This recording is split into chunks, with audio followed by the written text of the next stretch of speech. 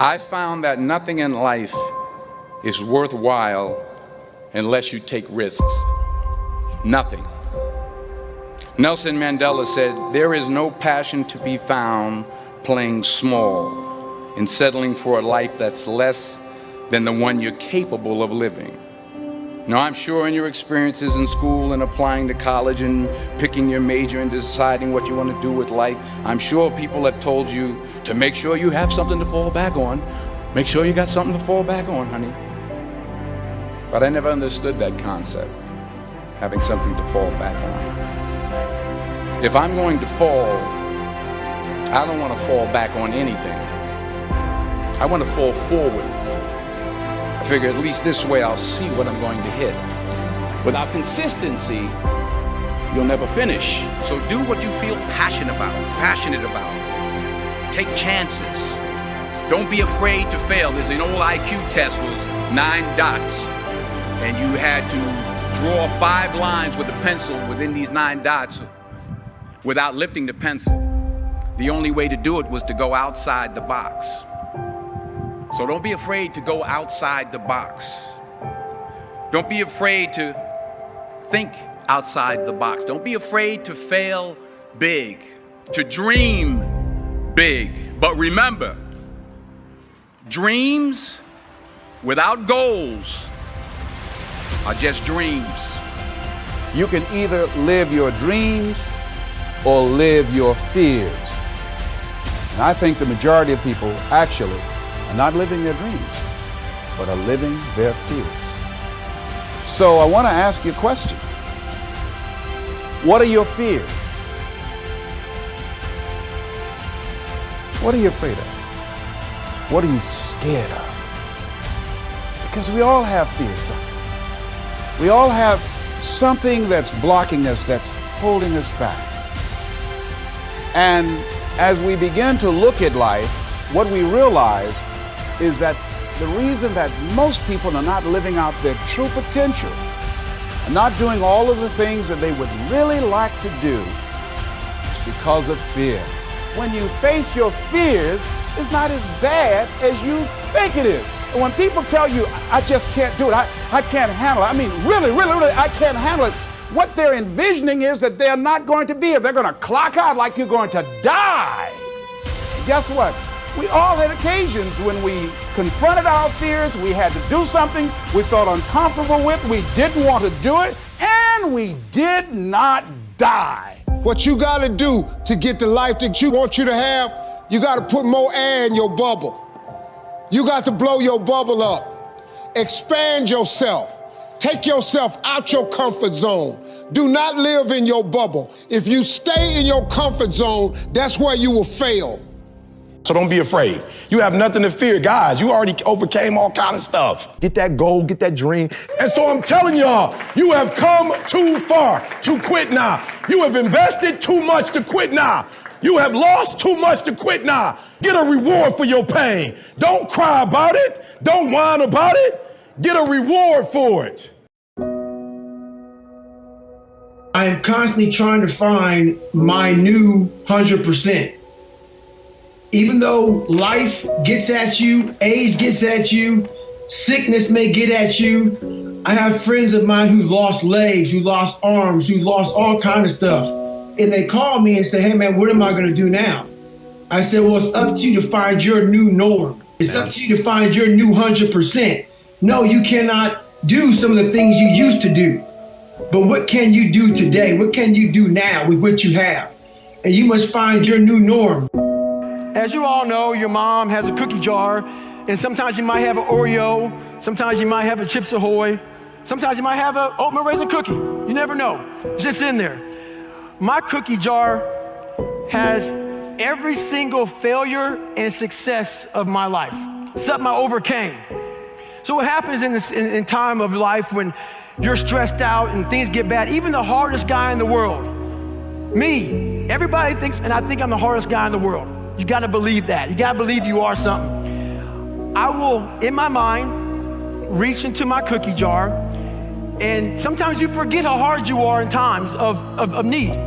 Because you're stressed, but you forget, I'm a Navy SEAL, I'm a Ranger, I'm this and that, but you forget all that because your life sucks. I calm down, take that 1 second, get control of my life, reach in the cookie jar. Well, you got called nigger your whole life, and you're now the only person in history to do this, and this. Put it back in the cookie jar, reset my mind. You have to remind yourself of how badass you really are in times of need. That's the cookie jar. No one has the most of everything. So when you measure yourself by numbers, you'll always be second, third, fourth, fifth in something. And I think by measuring yourself by needing to have the most of anything is probably a recipe for unhappiness. Of like, well, okay, I'm not gonna have the most of anything, but I'm gonna have the most money. You're still gonna be unhappy. Totally. Even if you have the most of something, doesn't mean you're gonna be happy. Totally. I think it was Albert Einstein who said it best, that not everything that can be counted counts, and not everything that counts can be counted.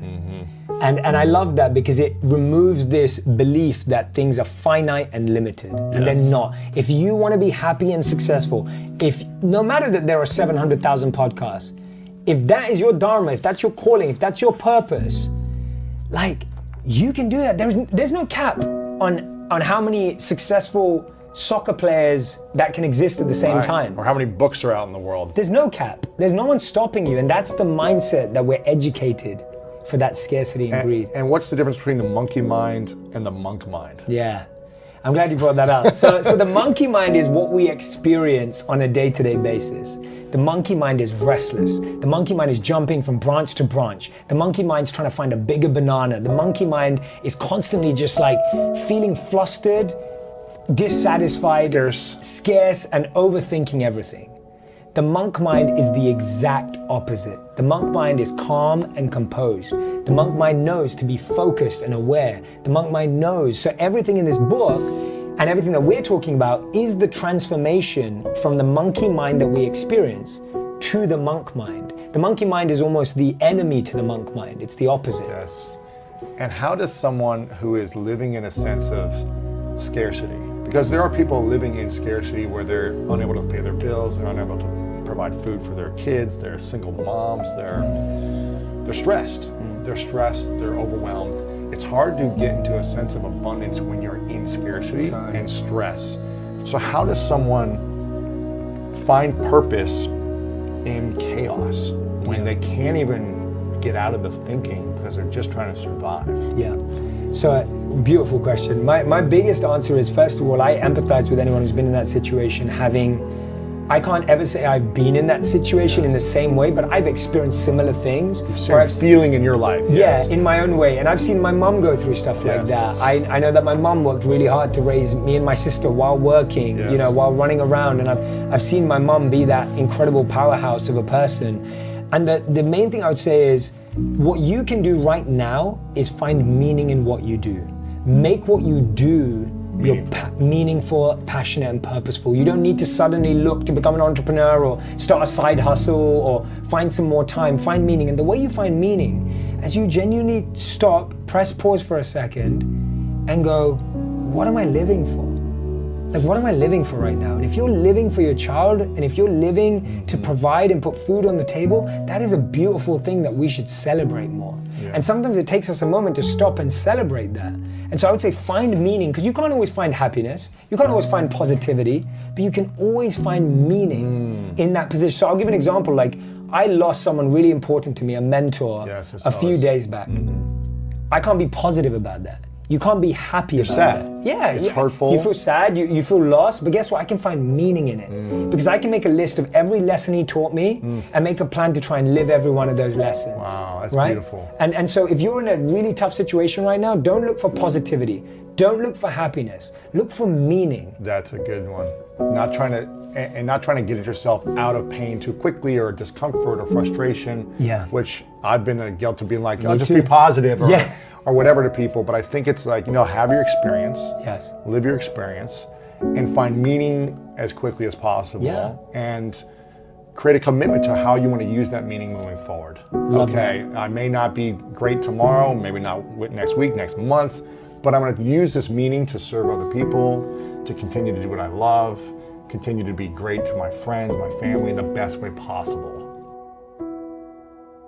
I think there are people who would be born with what I would call leadership leanings. They would have a tendency to lean or be gifted in that area, just like somebody's gifted in music or whatever.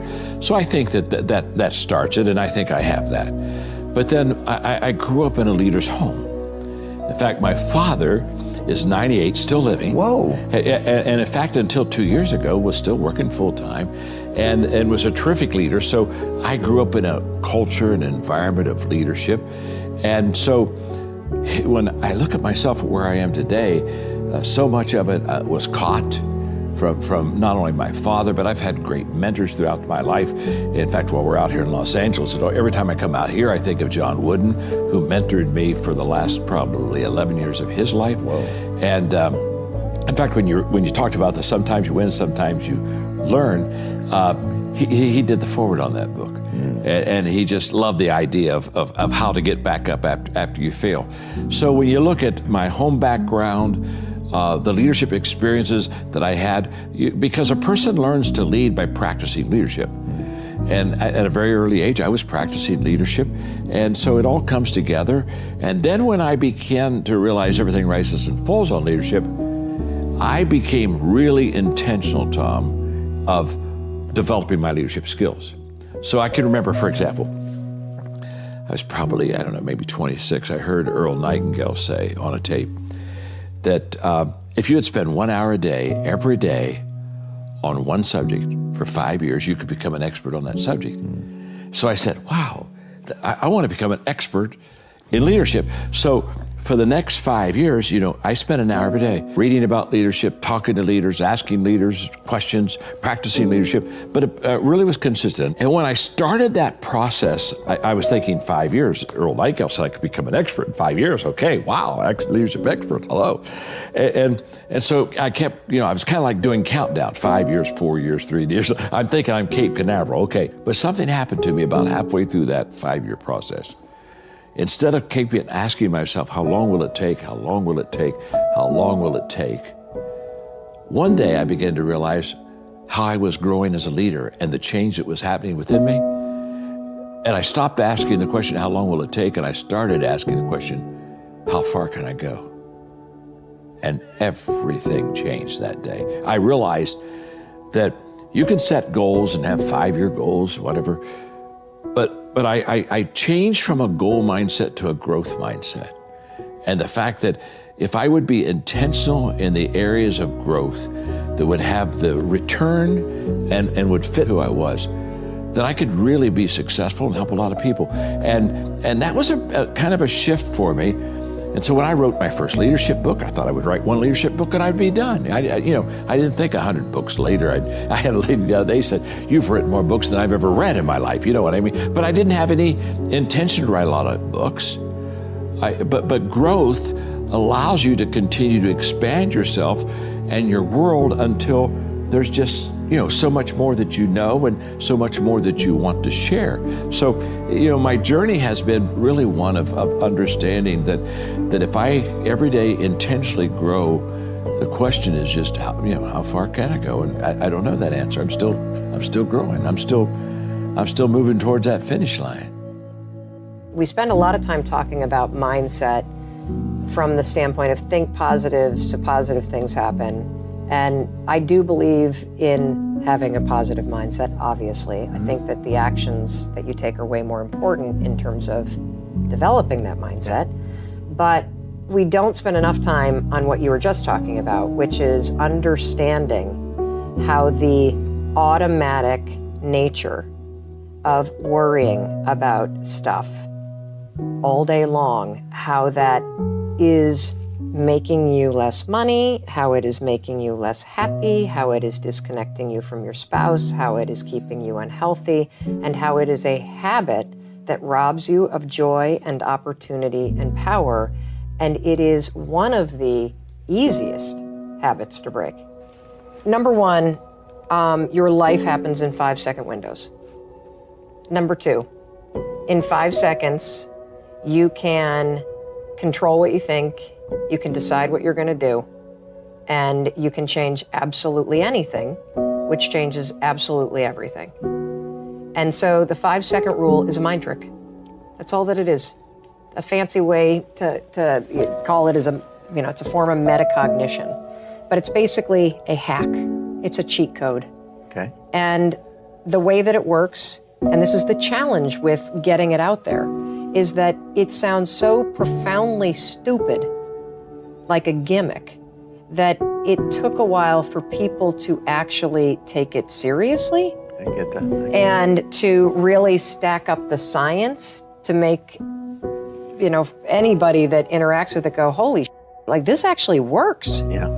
So here's what it is. Basically, the moment you catch yourself hesitating or doubting or starting to worry or about to chicken out or shrink or shut up or whatever it is that you're about to do that is shrinking your power, you just go 5, 4, 3, 2, 1. You count backwards, 5, 4, 3, 2, 1. What happens when you do that? Don't do it out loud because it'll scare somebody. Like a psycho, and it'll be 5, 4, 3, 2, 1. I'm talking. Yes, exactly. No. My turn. Yes, exactly. Although I say it's so simple that people This use is it a with their Saturday Night kids. Live skit in the making, right? Totally. I can see this. I would love that because that means I've really made it. True. Your kids will use it on you. So my kids will use it on me. So if I have a certain tone that comes out, I'll hear my 12-year-old go 5, 4, 3. Watch that tone, Mom. Just or Mom, 5, 4, 3, 2, 1. I thought you were going to go to the gym.